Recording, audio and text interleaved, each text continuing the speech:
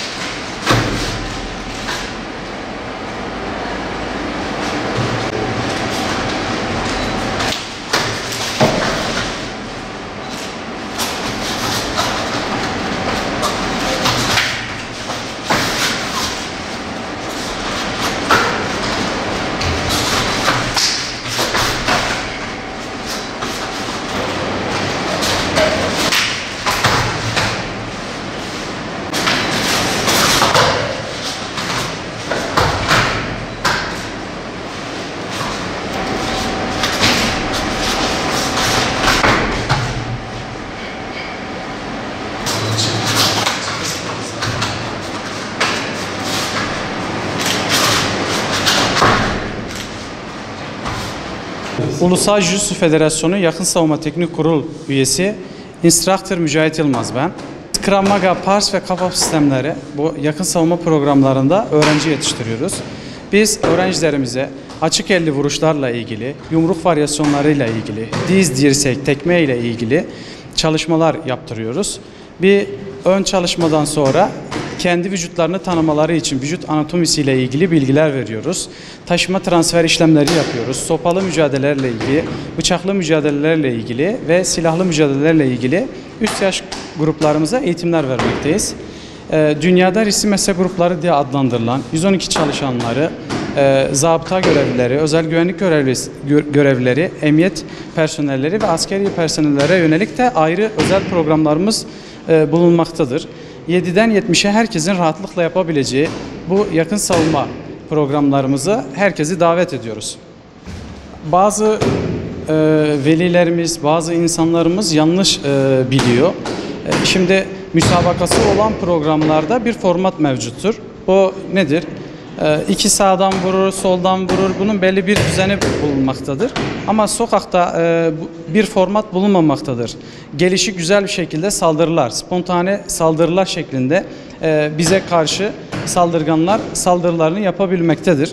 Bununla ilgili dışarıdaki bir insana bana arkadan sarılma diyemezsiniz. Gözüme parmak batırmayın diyemezsiniz. Bana bıçakla veya taşla saldırmayın diyemezsiniz. Bu gibi durumlarda biz insanların doğasında var olan bu yakın savunma programlarını kişilerde farkındalık şeklinde kendilerine öğretiyoruz. Bu program rahatlıkla uygulanabilir, etkili teknik ve taktikleriyle insanları mutlu etmektedir. Bunun yanı sıra odaklanma problemleri olan arkadaşlarımızın odaklanma problemlerini tamamlamaktadır. Fiziksel olarak ve zihinsel olarak gelişimi destekleyen bir programdır. Bu olayları biz önceden prova şeklinde kursiyerlerimize aktarıyoruz.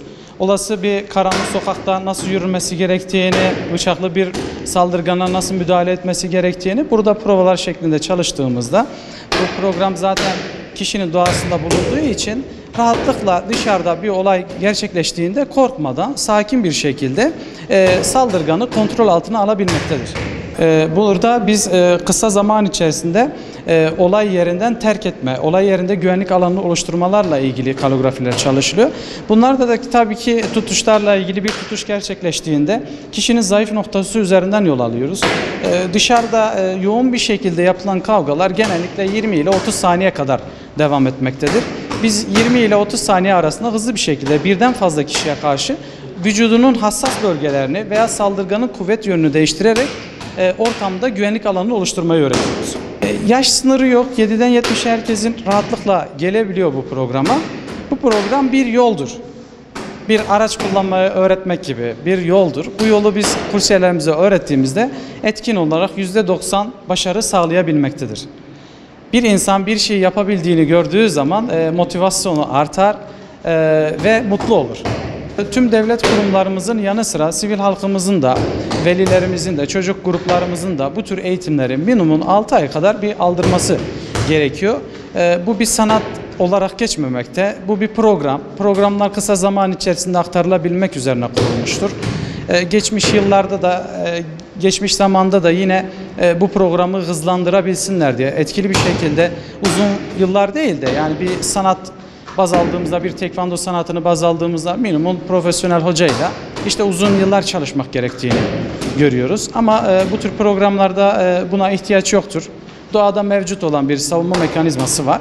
Biz bunu farkındalık şeklinde, vücudunun hassas bölgeleri üzerinde rakibi aşırı baskı uygulamayarak, ona da aşırı bir zarar vermeden onu kontrol altına almayı öğretiyoruz.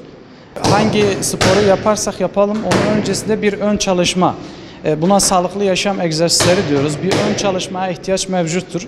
Buradaki maksat ise şudur: vücuttaki organları hazır pozisyona getirerek burada teknik ve taktikleri daha rahat yapabilmesini sağlıyoruz. Bu egzersizlerimizin içinde açma germe hareketlerinden tutun, komando birliklerin yaptığı taktiklerden tutun, özel birimlerin yaptığı taktikler, Survivor tarzında parkurlar kurularak vücudu hızlı bir şekilde toparlamaya sağlıyoruz. Bu sağlamayla beraber tabii ki de çalışmayan bölgelerde yağ tabakası oluşmuş ise bu yağların yavaş yavaş yanmasına destekliyor bu program. Haliyle zayıflama veya ideal forma geçirmeye destekliyor. Hem kilo ver, hem kendini koru, hem mutlu ol, hem günlük hayattaki işimizdeki stresi almaya vesile oluyor. Yorgunluğu üzerimizden almaya vesile oluyor. Bunun dışında da dışarıda olabilen iki genç çocuğumuzun, iki genç kardeşimizin bir kavgasını bilinçli bir şekilde ne kendilerine ne karşı tarafa zarar vermeden kontrol altına almayı öğretiyoruz.